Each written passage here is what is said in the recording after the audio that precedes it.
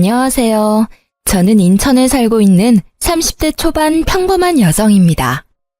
코로나가 심해서 여행은커녕 멀리 사는 가족들 얼굴도 못 보던 게 바로 엊그제 같은데요.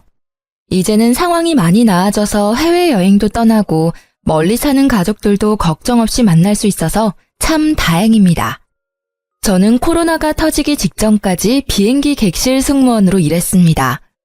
스튜어디스 일은 코로나 바이러스 때문에 그만둔 게 아니라 그 즈음에 제 건강이 많이 안 좋아져서 퇴사했었어요. 제가 퇴사하고 나니 급작스레 돌연변이 바이러스가 생겼다길래 저도 깜짝 놀랐습니다. 그 이후로 같이 일하던 동료들은 비행을 쉬는 날이 더 많아지고 순환 근무를 하다 보니 다들 저 따라 퇴사를 많이 하더라고요. 저는 처음에 제 커리어를 버리고 싶지 않아서 퇴사를 하는 게 맞나 고민을 많이 했었는데요. 지금 생각해보니 제가 만약 퇴사하지 않고 버텼어도 빌어먹을 코로나 때문에 일을 결국 그만뒀을 거라 생각이 듭니다. 게다가 제가 승무원 일을 그만둔다 해도 제가 일했던 경력이 다 사라지는 건 아니니까요. 다만 승무원 그만두고 다시 자리 잡기까지는 시간이 꽤 걸렸습니다. 오늘은 제가 승무원으로 일하면서 만났던 돈 무지하게 밝혔던 한심한 전남친을 손절하게 된 이야기를 들려드리려 합니다. 그 전에 간단히 저희 집안 이야기부터 말씀드리자면 저희 아버지는 음악가세요. 아버지께서는 작사, 작곡을 둘 다 하셨는데 현재는 일을 쉬고 계세요. 8년 전 위암에 걸리셔서 그때부터 경제적인 활동은 하지 못했습니다. 젊은 시절 어머니께서는 경제적인 조건보다 오로지 아버지 인품만 보시고 결혼하셨대요. 가난한 예술가인 아버지께서 돈이 어디 있으셨겠어요. 하지만 정말 부자는 마음이 넓은 사람이잖아요. 제가 어렸을 때나 기억 속이나 지금이나 저희 아버지께서는 한결같이 가족을 아끼시고 사랑하시는 다정한 분이셨어요. 그래서인지 저도 엄마처럼 아빠를 닮은 사람이랑 결혼하고 싶다는 생각을 많이 했습니다. 음악가인 아버지께서는 수입이 일정하지 않았고 벌어도 그 벌이가 많지 않으셨대요. 그래서 어머니께서는 항상 일을 하셨습니다. 작은 회사 격리로 일하시던 어머니께서는 저를 임신하시고부터 회사를 그만두고 경력이 단절되셨습니다. 그래서 어머니께서는 육아를 하면서도 바로 할 수 있는 일이 뭘까 고민하시다가 정수기 파는 일을 하면서 저희 가족을 이끌어 나가셨어요. 그러던 중에 저희 아버지께서 갑작스레 쓰러지셨습니다. 아버지께서는 작곡 일을 하시면서도 돈이 안 될 때는 공사장에서도 일용직으로 일을 하셨는데요. 돈을 많이 못 벌어다 줘서 언제나 미안하다는 말을 달고 사셨던 아버지께서 암 때문에 힘없이 병상에 누워 계시는데 눈물이 왈칵 쏟아지더군요. 암조차도 아버지 탓이라며 우시는데 마음이 너무 안 좋았습니다. 저와 어머니는 그런 아버지가 더 이상 무너지지 않게 지키는 일밖에 할 수 없었어요. 게다가 저는 한창 승무원 면접을 보던 때라 아르바이트를 고정적으로 할 수 없었고 어머니 정수기도 잘 안 팔리는 때였어서 그때가 가장 저희 집의 암흑기였습니다. 그즈음 정말 운 좋게도 저는 그토록 바라던 항공사에 최종 합격을 했습니다. 그렇게 아버지가 치료에만 전념할 수 있도록 항공사를 3년 동안 열심히 다녔어요. 대학병원에서 독한 항암 치료와 수술을 병행했고 다행히 아버지는 그 힘든 병마를 이기셨죠. 퇴원하시고 나서 간병에 힘쓰셨던 엄마는 다시 정수기 회사에 복직하셨습니다. 그때쯤 저는 욕심이 많아서 회화학원을 등록했어요. 외국인분들과 소통을 할 수 있는 정도였지만 조금 더 유창하게 잘하고 싶었거든요. 남자친구와의 첫 만남은 바로 그 직장인 영어학원에서였어요. 제가 비행 근무 시간이 바뀌거나 비행이 연착되면 시간이 없어 승무원 머리를 풀지 못하고 학원에 갔는데요. 그 뽕이 들어가고 올백인 머리 스타일을 어필하고 하는데 어떤 남자가 제 헤어스타일을 보고 아는 채 말을 걸어오더군요. 승무원 준비생이신가 봐요. 아, 네. 저도 아는 동생이 그쪽 분야에 일해서요. 열차 승무원? 아니면 항공 승무원? 어떤 쪽 준비하세요? 항공 승무원이요. 너무 예뻐요. 승무원 꼭 붙을 것 같아요. 저는 한 번도 대화 나눈 적 없는 사람이 살갑게 말을 걸어오는 게 좀 불편했습니다. 제 몰골도 일하다 와서 형편없다고 생각했으니까요. 그래서 애써 가짜 웃음을 짓고는 불편하게 수업을 들었어요. 하지만 남자는 아랑곳하지 않고 서로 친해졌다고 생각했는지 복도에서 종종 마주칠 때마다 참 반갑게도 인사를 하더라고요. 성아씨, 안녕하세요. 네, 안녕하세요. 전 처음엔 아예 관심이 없어서 이름조차 몰랐는데 그 남자는 제 이름을 기억하고 엄청 친근하게 부르더라고요. 그것조차 부담스러워서 저는 늘 딱딱하게 대답하곤 했습니다. 하지만 한결같이 만날 때마다 제게 반갑게 웃으며 인사하는 사람한테는 눈길이 갈 수밖에 없더라고요. 보다 보니 성격도 쾌활하고 사람이 괜찮아 보였어요. 연애라고는 고등학교 때 선배 짝사랑한 거 말고는 해본 적 없는 저는 남자에 대해서 잘 몰랐거든요. 당연히 남자 보는 눈이 그때 있을 리가 없었죠. 처음에는 거절했는데 우연히 승객으로 탄 그 사람을 우연히 만나게 됐는데요. 조금 알고 지냈다고 그 순간 얼마나 반갑던지. 지금 생각해보면 그날따라 무척 힘들었던 비행이어서 그랬던 것 같네요. 그 사람은 혹시나 저를 만날까봐 챙겨왔다며 주섬주섬 간식 꾸러미를 내밀었습니다. 그 따스함에 반했던 것 같아요. 남자도 그때부터 더 적극적으로 제게 대시했습니다. 서로 사귀기 시작하고 알게 되었죠. 남자친구는 평범한 회사원이었어요. 역시나 제가 처음 봤던 첫인상 그대로 사람 참 좋아하고 대인관계 원만하고 잘 웃고 쾌활하고 뭐 그런 사람이었어요. 사실 지금 30대에 그런 놈을 만났더라면 실체를 알아차렸을 텐데. 그땐 저도 지금보다 순수하고 어렸기 때문에 첫눈에 반했다는 남친의 말에 넘어가고야 말았습니다. 그런데 연애를 하다 보니 딱 한 가지 걸리는 게 있었어요. 돈 씀씀이가 너무 해프더라고요. 옷이나 신발을 보면 언제나 준 명품은 되는 브랜드였고 가방은 300만 원이 훌쩍 넘는 명품이더라고요. 여자인 저보다 가방을 자주 바꿔든 남친을 보고 처음엔 신기했습니다. 관심 분야가 다르다지만 똑같이 월급 300만 원 받으면서 매달 새로운 아이템 샀다고 자랑하는 남친에게 저도 모르게 잔소리를 하고 있더라고요. 자기야, 나는 달마다 저축에 적금까지 빠져나가면 별로 안 남던데 자기는 어때? 나? 나는 월급 받아도 크게 저축이나 적금 같은데 돈 넣지는 않으니까. 아무래도 너보단 여유롭지? 난 현재 충실한 편이거든. 뭐? 저축이랑 적금을 안 하고 있다고? 왜? 뭐 문제 있어? 아니, 요즘엔 다들 적게라도 적금 한두 개는 들고 있어, 오빠. 우리도 지금부터라도 저축하고 살자, 응? 우리라니? 내가 돈 벌어서 내가 쓰겠다는데 우리라니. 아니, 우리 한 살이라도 젊고 이렇게 벌고 있을 때 한 푼이라도 아끼는 게 좋잖아. 매번 자기 쇼핑하는 거 옆에서 보면 몇십이 아니라 많게는 100 단위로 쓰는 것 같아서 나 사실 조금 걱정돼. 너 설마 지금 나 사치 심하다고 돌려가는 거야? 아, 그런 게 아니라 난 오빠랑 결혼까지 생각하는데 오빠 경제관념이랑 내 경제관념이랑 좀 다른 것 같아서 한 번쯤 오빠랑 이야기 나눠봐야겠다고 생각 들었어. 그러니까 네가 지금 왜 그런 이야기를 이 타이밍에 하는지 난 잘 모르겠어. 우리가 지금 결혼했니? 장아야, 너 너무 앞서지 마. 아무리 연인 사이라도 할 말이 있고 안 할 말이 있는 거야. 오빠야말로 내 말을 너무 부정적으로 해석하지는 않았으면 좋겠어. 진짜 난 오빠랑 결혼까지 생각하고 있으니까 말 꺼낸 거였지.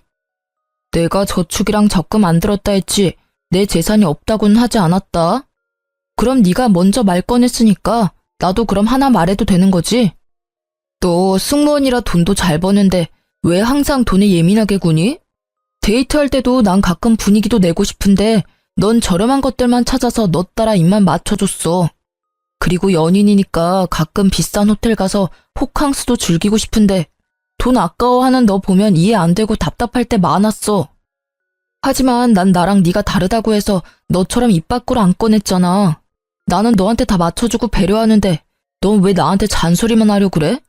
너 선 넘은 거야. 기분 나빠서 더 이상 얘기 못 하겠다. 오빠, 내 말이 그렇게 기분 나빴어? 내가 조급해서 미안해.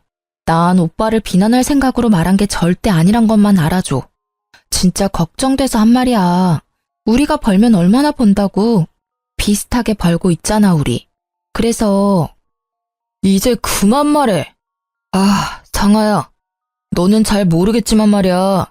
난 부모님께서 주시는 돈도 있고 내가 버는 돈도 있어서 이렇게 풍족하게 쓰면서 사는 거야.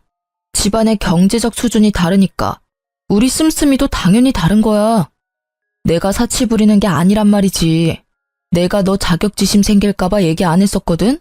근데 너 너무 열등감 있는 거 아니야? 네가 하도 잔소리를 하니까 나도 좀 듣기 거북해서 진짜 솔직히 말하는 거야. 알았어, 오빠. 그만해. 싸우기 싫어. 싸움은 네가 먼저 걸었잖아. 그렇게 저희는 한참 동안 같은 자리에서 똑같은 말싸움을 하고 한 달 동안이나 냉전을 가졌습니다. 그렇지만 결국 둘 다 화해를 원했고 저희는 다시 예전처럼 돌아올 수 있었습니다. 오빠는 욱해서 심하게 말해서 미안했다고 사과를 했고 저는 가끔 분위기 낼 겸 오빠 입맛에도 맞추겠다고 사과했죠. 지금 생각해보면 그때 왜 다시 만나기로 했는지 제 스스로가 굉장히 멍청하다고 생각들었습니다. 그런데 그 남자를 전부 다 겪고 나서 다시는 그런 남자 안 만나야지 하고 인생을 배우는 기회도 됐던 것 같아서 이제는 자책하며 후회는 안 하려고 합니다. 그때는 제가 더 어렸어서 판단력이 흐렸거든요.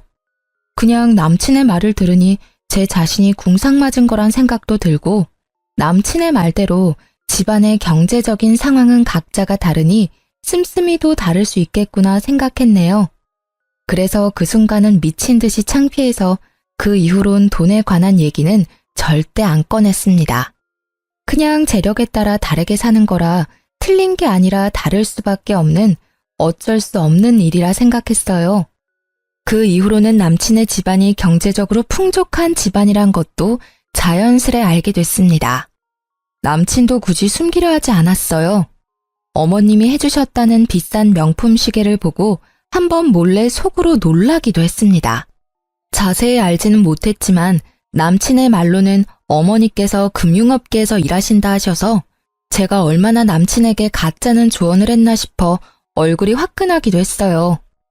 당연히 돈에 대해 잘 아시는 어머님께서 잘 관리하실 거라 생각이 들었으니까요. 그래도 외제차를 타고 다니고 명품을 좋아하는 남친은 남들이 보기에 허세는 있어 보였지만 심성은 착하다고 생각했어요. 집이 여유로워도 딴 길로 안 새고 회사도 착실하게 잘 다니고 있었으니까요. 무엇보다 남자친구가 저희 부모님께 굉장히 살갑게 구는 모습이 예뻐 보였어요. 아들처럼 굴면서 능글맞게 밥 한 끼 얻어먹는 남친의 인간적인 모습이 참 좋았거든요. 어머니, 오랜만에 어머니가 해주신 된장찌개 먹고 싶어요. 아이고, 어깨 주물러 준 값으로 얼마든지 먹고 싶은 거 내가 다 해줄게. 저는 그냥 청양고추 가득 썰어 넣은 된장찌개 말고는 다른 반찬 필요 없어요. 둘이 뭐야? 나 왕따 시켜? 우리 딸 분발해야겠어. 아들이 주물러 주는 게 훨씬 시원하더라. 치, 엄마 딸 서운해? 뭐해? 경쟁자. 이제 어머니 밥하실 동안 아버님 다리 주물러 드리러 가자. 에헤이, 난 됐어. 손님으로 왔으면서 무슨 다리를 주물러. 그냥 상아랑 놀다가 들어가. 에이, 예비사위가 해드릴게요. 예비사위는 무슨, 식장 들어가기 전까지 모른다. 아빠께서는 매번 식장 들어가기 전까지는 모른다며 남친의 손길을 거부하셨어요. 가끔 아빠의 냉정한 모습에 서운해하는 남친을 보며 엄마께서는 분위기만 내는 거지 진지하게 받아들이지 마라 하셨죠. 그런데 요즘은 엄마께서 전 남친 얘기만 나오면 잘해준 게 후회되신다며 엄청 억울해하세요. 그럼 아빠는 이렇게 말씀하시곤 합니다. 여보, 그니까 내가 식장 들어가기 전까지는 아무도 모른다고 했지요? 그러니까요, 여보. 앞으로는 내가 꼭 당신 말 새겨드릴게요. 역시 우리 집에서 당신이 제일 현명해. 엄마, 아빠 죄송해요. 하나밖에 없는 딸내미가 남자 번호는 없어서 그런 놈 만나서요. 아니다. 너가 왜 미안해하니? 다 인생 경험이지. 그럼 그런 남자를 만나봐야 이상한 놈 거르고 좋은 놈 만나지. 이렇게 역시 아빠가 제일 현명하시다고 지금까지 저희 가족에게 회자되는 일입니다. 그럼 이렇게 사이좋았던 제 남자친구가 왜 전 남자친구가 됐는지 그 이유가 슬슬 궁금하실 것 같아요. 놀랍게도 헤어지자는 말은 제가 아니라 남자친구 입에서 먼저 나왔습니다. 결국 결판 지은 건 저였지만요. 아무래도 제가 승무원이다 보니 부모님 주변 분들 중 선짜리를 권유하시는 분들이 많았습니다. 선짜리 거절하는 것도 행복한 고민이시라며 엄마께서는 자연스레 남친과 결혼은 언제쯤 할 거냐고 여쭤보셨습니다. 결혼도 어느 정도 모은 돈이 있어야 하는 거잖아요. 저는 돈 때문에 망설이는 것도 없지 않아 있었습니다. 그래도 결혼을 하게 된다면 당연히 남친이랑 하겠지. 제 마음속으로 늘 생각했어요. 부모님은 그런 제 마음을 알아채셨는지 아빠의 저작권료 통장을 제게 내미시더라고요. 딸, 그동안 아무리 힘들어도 아빠랑 내가 이 통장은 안 건드렸다. 나중에 너 결혼하는데 단 몇 푼이라도 보태고 싶어서 말이다.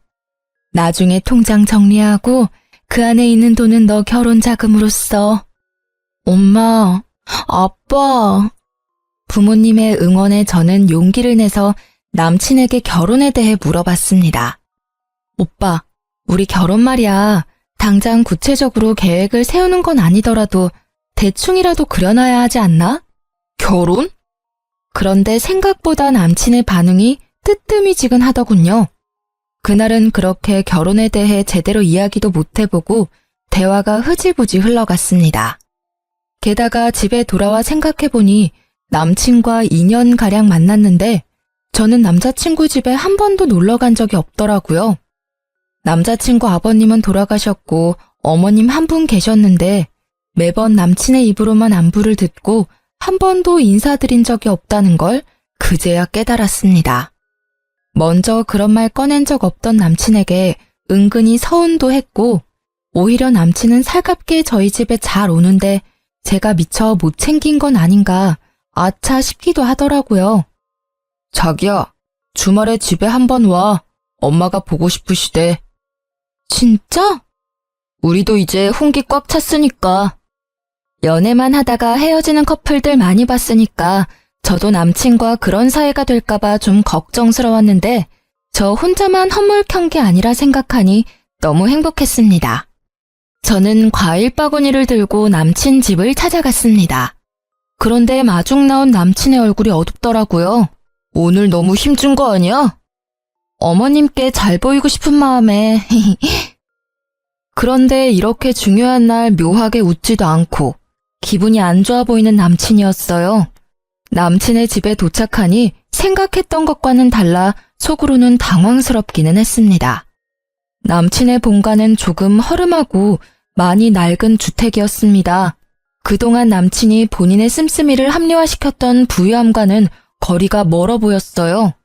저는 그 점이 싫은 게 아니라 남친이 해왔던 말과는 전부 다르니 속으로는 좀 황당했습니다. 제가 뭐라고 말을 꺼내지도 않았는데 남친이 한마디 하더군요. 여기도 곧 재개발 될 거야. 그래서 아직까지 안 팔고 엄마께서 두시는 거야. 아, 그래? 저는 그냥 그렇구나. 내가 또 뭘 몰랐구나 싶었어요. 요즘 부동산 투자한다고 사서는 그곳에 실거주하시는 분들도 많으니까요. 어쨌든 남친의 말과는 조금 다른 풍경의 집이었지만 저는 아무런 내색하지 않았습니다. 그런데 제가 밝게 웃으며 남친의 엄마에게 인사드리니 돌아오는 건 시큰둥한 반응뿐이었어요. 안녕하세요, 어머님. 얼굴이 반반한 게 다가 아니야. 네? 너 승무원이라고? 거기서 언제까지 일할 수 있는데? 가족이면 항공권은 공짜로 받을 수 있나? 난 죽어라 일해서 한평생 내 아들 먹여 살렸다. 너도 설마 결혼한다고 일 그만둘 생각은 아니지? 난 살림도 바깥일도 다 할 수 있는 완벽한 며느리를 원한다. 초대받은 줄 알았는데 오히려 공격적으로 쏘아붙이는 남친 어머님 때문에 할 말을 잃을 정도로 적잖이 당황했습니다. 아, 좀! 엄마, 우리 방금 왔잖아. 앉으라고 말부터 안 하군. 상아야, 여기 앉아. 남친도 그 상황이 짜증나는지 잔뜩 예민해 보였어요. 알아서 앉으면 되는 거지. 뭘 앉으라고 말해야 앉아? 아, 죄송합니다. 실례하겠습니다. 집에 어른들은 뭐 하시니? 에휴, 없는 집끼리 만나면 무슨 미래가 창창하겠어. 너도 참 너 좋다는 넉넉한 집 딸들 두고 왜 이런 애를?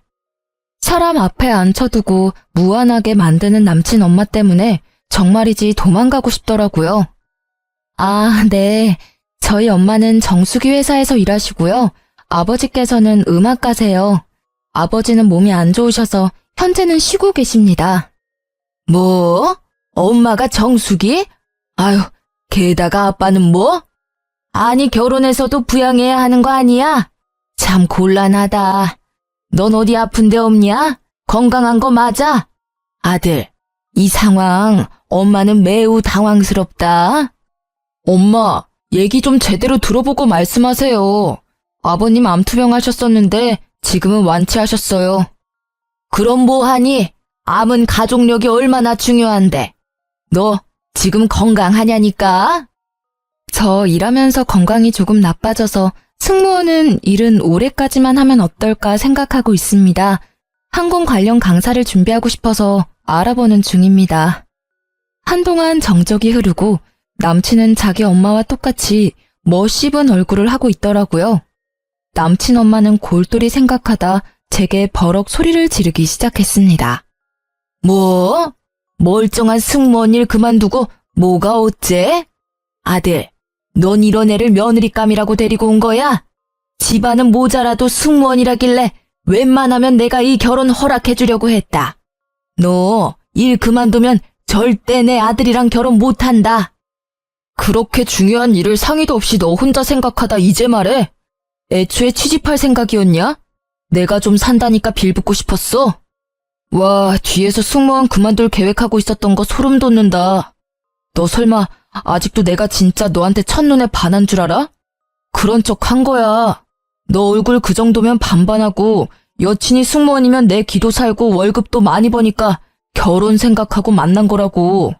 승무원 그만두면 나랑 헤어질 각오해. 분명히 말했다. 너 일 그만두면 나랑 헤어지는 거야. 너의 메리트는 승무원이라는 그 이름값이야. 저는 참다 못해 남친의 뺨을 날렸습니다.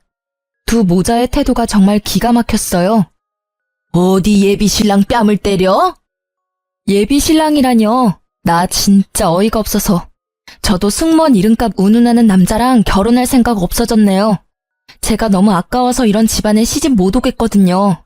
그리고 아줌마, 어떻게 처음 뵙는 자리인데 인사도 안 받아주고 물 한 잔 없이 취조부터 하나요? 저 무슨 잘못해서 경찰서 조사받으러 온 줄 알았어요. 너도 그래. 너 그동안 엄마가 금융업계 다니고 집은 50평대고 집안에 자산 많고 나랑은 수준이 다르다며. 너란 사람 온통 거짓말 투성인데 들어오는 순간까지 내가 참았어. 그런데 돈은 없어도 예의 없고 인성 모자란 집이랑은 나도 절대 결혼할 생각 없거든? 김칫국 마시지 마. 뭐, 아줌마? 쯧쯧 싸가지 봐라.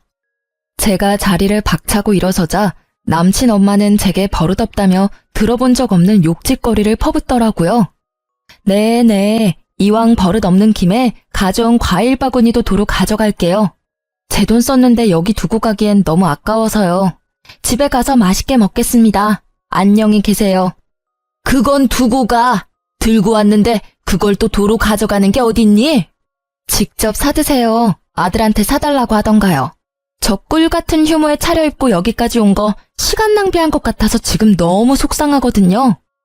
말하는 꼬락서니가 너 진짜 싹수가 노랗다 못해 지린내가 난다.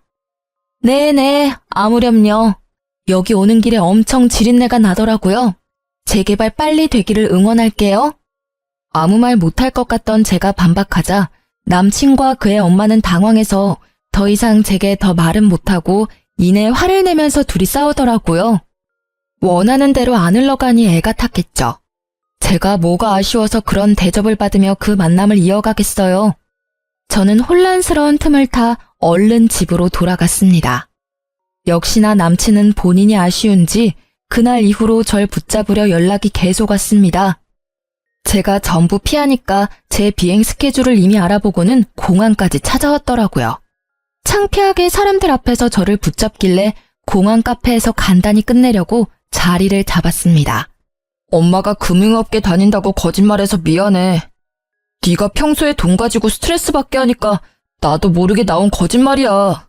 그리고 우리 엄마가 말씀은 그렇게 하셔도 말이야. 속은 정말 따뜻하신 분이야. 사람은 겪어봐야 아는 거잖아. 너가 너무 섣부르게 판단한 거야. 그래도 엄마께서 마음이 넓으셔서 너 용서 구하면 받아주신대. 그리고 진짜 막말로 승무원 그만두면 너만 손해야. 엄마랑 나는 너 인생이 진심으로 걱정된 거지. 그렇다고 어떻게 그렇게 한순간에 남처럼 굴어? 진짜 나랑 헤어지기라도 할 거야?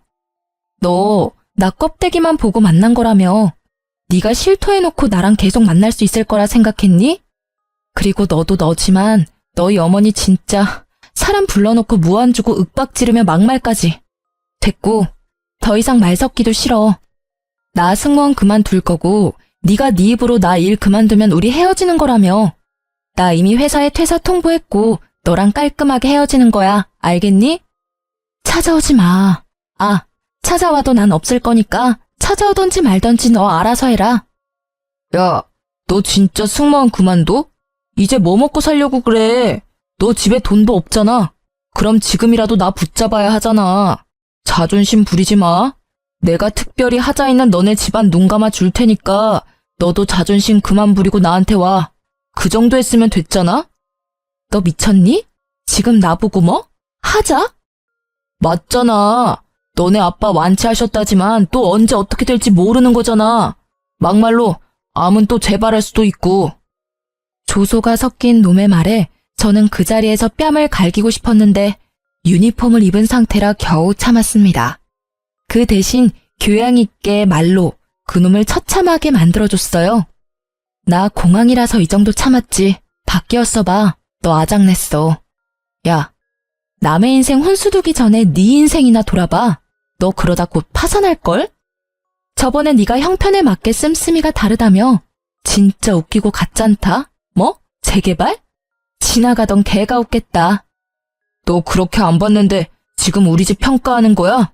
좀 낡기는 했어도 그거 우리 엄마 집이야. 재개발 가능성도 있거든? 게다가 우리 엄마 나한테 손 한 번 안 벌리시고 지금까지 열심히 일하시면서 나 용돈 주시는 분이야. 모욕하지 마. 너야말로 지금 보니 나 껍데기 보고 만난 거 아니야? 내가? 널 뭘 보고?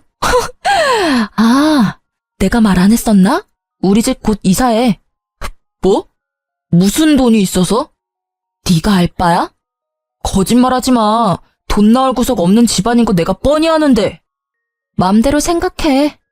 그대로 무시하고 가려하자 전 남친은 궁금한지 끝까지 물고 늘어지더라고요. 간신히 공항 보안팀의 도움을 받아 그 끈질긴 놈을 퇴치할 수 있었습니다. 이게 다 어떻게 된 일이냐고요? 아빠가 두셨던 저작권료 통장을 정리했더니 아빠의 말씀과는 다르게 상상도 못할 엄청난 액수가 들어있었습니다. 아빠는 제가 정리해온 통장 내역을 보시곤 엄마와 한참 우셨었죠. 그동안 정신없이 사느라 몰랐는데 어떤 프로그램을 통해서 옛날 아버지가 작곡한 노래가 많이 이슈가 됐더라고요. 그 계기로 계속 저작권료가 들어오는 듯 했습니다. 살다 보니 이런 날도 있구나 싶었어요. 그 뒤로도 그놈은 술 취해서 제발 다시 생각하라며 돈은 어디서 난 거냐 집착을 해대서 저는 번호도 바꿨습니다. 무시하고 차단해도 어떻게 이 번호 저 번호로 다양하게 연락을 해왔거든요. 저희 부모님께서도 모든 사실을 아시고 경악하셨어요. 제가 조금 순화해서 전달해 드렸는데도 엄마께서는 뭐 그런 놈과 그런 막대 먹은 집안이 있냐며 굉장히 화를 내셨습니다. 아빠께서는 여전히 식장 들어가기 전까지는 아무도 모른다 했지 라는 말씀만 하셨어요. 그렇게 시간이 또 흐르고 저희 가족은 새 아파트로 이사를 앞두고 있을 때였어요. 부모님께서는 아파트를 제 명의로 계약하라고 하셨습니다. 어차피 제게 물려줄 거 일찍 물려주시겠다고요.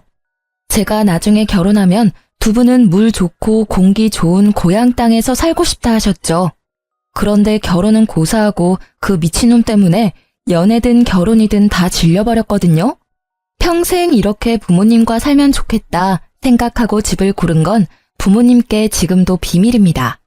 아파트 잔금 다 치를 겸 부동산 이모랑 마지막으로 한 번 더 집을 보러 갔을 때의 일인데요.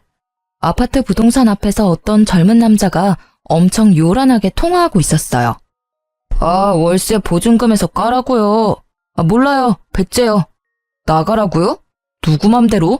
참나, 고작 3개월밖에 안 밀렸는데 정없게 이러시면 안 되죠. 다른 곳에서 많이 자취해봤지만 1년 가까이 못 내도 이해해주고 보증금에서 까시는 분들 많이 있었어요. 말도 안 되는 말을 늘어놓는 걸 보고 부동산 이모께서는 한숨을 쉬시며 저런 분들이 간혹 있다고 하셨어요. 저는 그렇구나 하며 힐끔 봤는데 전 남친이라 깜짝 놀랐습니다. 그거 참 더럽고 질긴 인연이다 싶어서 얼굴을 가린 채 사무실 안으로 들어갔죠. 아파트와 오피스텔이 같이 있는 곳이었는데 부동산 이모께 들으니 그 오피스텔이 신축이라 보증금도 높고 월세에 관리비까지 100만 원이 넘는 돈이었어요. 비싼 오피스텔에 덜컥 입주해서 월세 못 내서 저런 사람 많다며 골치 아프다고 하셨죠. 그동안 그렇게 사치 부리더니 돈에 허덕이는 꼴까지 보니 아주 우스웠습니다. 그런데 통화가 다 끝나고 부동산 안으로 전 남친이 들어오는 바람에 저를 발견하고 말았습니다. 조금 있으면 담당자 올 거니까 조금만 기다리세요. 저는 나가봐야 해서요.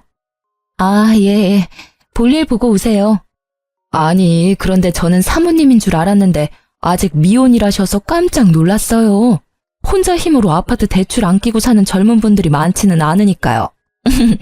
어떤 일 하시는지 실례지만 살짝 여쭤봐도 될까요? 저요? 승무원으로 일하다가 지금은 퇴사하고 프리랜서 강사로 예비 승무원 교육하고 있어요. 어머, 어쩐지 얼굴도 너무 예쁘시더라. 근데 승무원이 연봉 높은 건 알았는데 그렇게 많이 줘요? 아니, 저희 딸도 고등학생인데 승무원 지망생이거든요. 다음에 좀 상담받으러 가도 될까요? 물론이죠. 제 명함 드릴게요. 승무원으로 일할 때 연봉은 높긴 했는데요. 여기 아파트 계약한 건 제 돈 아니에요. 저는 저축한 돈 따로 있고 아파트는 부모님께서 주신 돈으로 사는 거예요. 아파트 한 채 정도는 외동딸인 저한테 주고 싶다 하셔서요. 아버지께서 음악가이신데 저작권료가 좀 쏠쏠해요. 어머, 진짜 복 받으셨네. 나 일단 다른 분 잠깐만 안내하고 돌아올 테니까 여기서 편하게 쉬고 있어요. 한 5분이면 될 것 같네요. 저는 일부러 전 남친 들으란 듯이 얄밉게 털어놓았습니다. 그동안 궁금했던 진실을 알게 된 전 남친의 얼굴은 볼만했어요. 당장 제게 말 걸고 싶어하는 눈치더라고요. 그렇게 부동산을 나서는데 따라 나온 전 남친이 이게 다 어떻게 된 일이냐고 붙잡고 묻더라고요. 아버님 저작권료가 그렇게 많았어? 왜 나 만날 때는 티를 안 냈어? 아버님 대단하시다. 제가 대꾸하지 않자 전 남친은 갑자기 제 바지가랑이를 붙잡더라고요. 상아야, 우리 다시 잘해보자. 너 강사 일해도 내가 너 먹여 살릴게. 미쳤다고 내가 너 같은 애랑 만나? 내가? 왜? 지 월세 하나 제대로 못 내놓은 놈이 어디서 허세야. 꺼져. 다시 한번 충고하는데 너 인생이나 똑바로 살아. 상아야, 제발. 너 많이 화난 거 알아. 근데 장인어른 말고도 집안에 남자가 한 명쯤은 있어야지. 장인어른? 너 미쳤어? 드디어 정신이 가출한 거야? 우리 아빠 편찮으시다고 비웃을 때는 언제고 돈 많으시다니까 군침 흐르니? 이거 안 놔? 너 같은 버러지 놈을 우리 집에서 왜 받아주겠니? 그땐 내가 너무 철이 없었어. 그때라 해봤자 몇 개월 전인데 지금은 좀 낫고? 어머, 두 분 아는 사이세요? 그때 부동산 이모께서 다시 다가오셨고 저는 순진한 얼굴로 말했습니다. 모르겠어요. 저 아세요? 왜 이러세요? 어머 총각, 왜 모르는 아가씨 바지가랑이를 잡아요? 그러다 잡혀가요. 놈은 등짝을 몇 대 맞고서는 허탈한 얼굴로 사라지더군요. 너무 통쾌했습니다. 그런데 가족들과 아파트로 이사하고 전 남친을 다시 여기서 마주치게 될까봐 너무 찝찝했어요. 부동산 이모에게 은근슬쩍 물어보니 그 인간 결국 집주인에게 쫓겨났으니 걱정하지 말라더라고요. 이모 말로는 젊은 사람이 빚은 또 얼마나 많은지 우편함에도 빚 독촉 우편이 한가득이었다며 다시 돌아올 일은 없을 거라고 하셨네요. 진짜 한심한 인생이라고 생각했어요. 그놈 제가 예전에 씀씀이 충고한 거 들었으면 그 꼴은 안 나지 않았을까요? 자업자득이라 생각했습니다. 저는 전 남친도 쫓겨났다 하고 걱정거리가 싹 사라졌습니다. 그런데 또 곧바로 정말 기가 막힌 일이 생기더라고요. 엄마가 오랫동안 다니셨던 정수기 회사를 그만두신 지도 2년이 넘었었죠.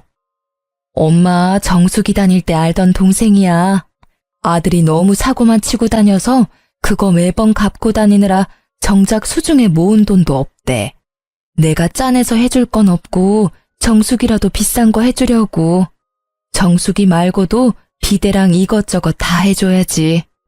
엄마, 또 너무 다 해주면 그 이모께서 좀 부담스러우시지는 않을까요?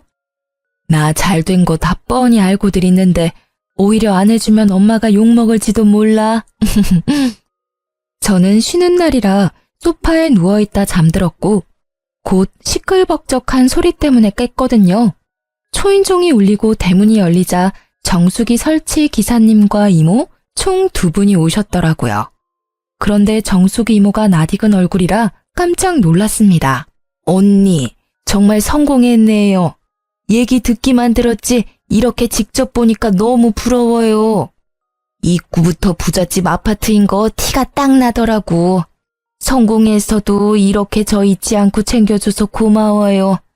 이거 별거는 아니지만 귤 한 봉지 사왔어요.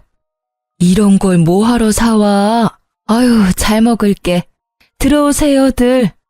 딸, 엄마 손님들 오셨어. 그만 자고 일어나. 그 말로만 듣던 공주 직접 보는 거야? 우리 공주 쉬는 날이라 자다 깨서 몰골이 좀 그렇네. 안녕하셨어요? 저는 전 남친 엄마를 먼저 알아보고 아주 썩은 미소를 지었습니다. 화들짝 놀라서 귤봉지를 떨어뜨리는 전 남친 엄마를 보고 엄마는 왜 그러냐고 당황하셨습니다. 엄마, 그때 나 물 한 잔도 안 주고 하대하던 전 남친 엄마 기억나지? 그 몹쓸 놈이랑 그 몹쓸 놈 엄마라는 사람? 이분이야, 엄마. 뭐? 언니, 그게 아니라요. 얘, 너 정말 미옥 언니 딸이니? 아니, 정수가 지금 내 딸 하는 말이 사실이냐? 언니, 그게, 아유, 미안해요. 나도 내 코가 석자라 뭐 할 말이 없네요. 참나, 그놈 엄마가 정수기 너라는 말이지? 정수기 계약은 없던 걸로 해야겠다. 다른 제품 계약도 안 할 거야. 당장 돌아가. 기사님 죄송해요. 설치 안 해주셔도 돼요. 제가 출장비는 입금해 드릴게요.